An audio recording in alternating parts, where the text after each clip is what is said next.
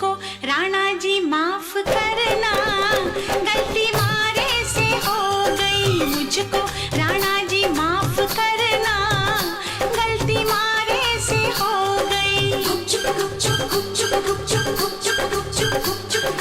छत पे सोया था बहनोई, छत पे सोया था बहनोई, मैं तले समझ के सो गई। मुझको राणा जी माफ करना, गलती मारे से हो गई। मुझको राणा जी माफ करना, गलती मारे से हो गई।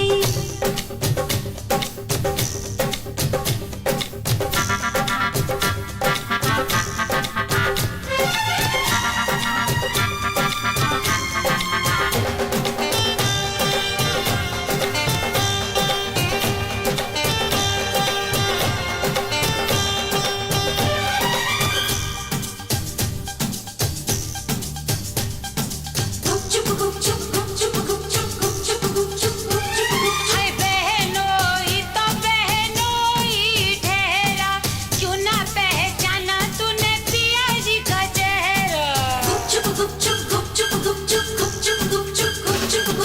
बहनोई ने ओढ़ रखी थी चादर, रखी थी चादर, रखी थी चादर। मैं समझी के पिया का है बिस्तर, पिया का है बिस्तर, पिया का है बिस्तर।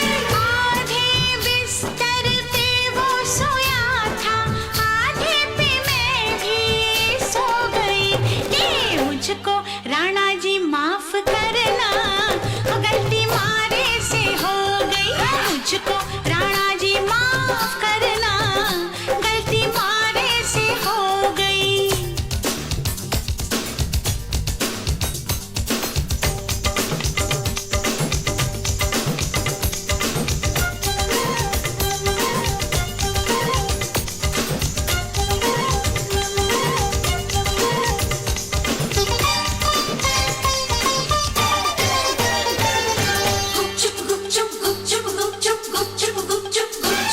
अरे दीपक अटारी पे जलता तो होगा,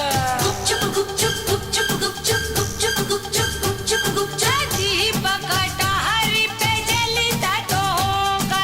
छिटकी तो होगी छत पे चंदनिया, अपनों पर आयो नजर लायो। भूल कैसे हो गई तुझसे दुल्हनिया रा। भूल हुई मुझसे तो कैसा अचंभा, कैसा अचंभा, कैसा अचंभा। बहनोई भी था पिया जितना लंबा, पिया जितना लंबा, पिया जितना लंबा। चूर थी मैं दिन भर की थपन से, पड़ते ही बिस्तर पे सो गई। मुझको राणा जी माफ करना, गलती मारे से हो गई। मुझको राणा जी माफ करना, गलती मारे से हो गई। सोच रहे थे हम सब जैसा,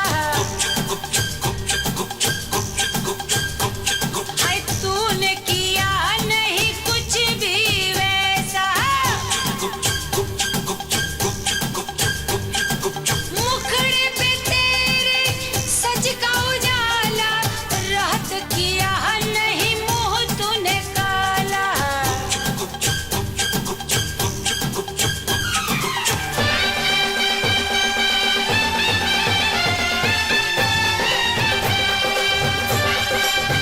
हाय हाय, हाय हाय।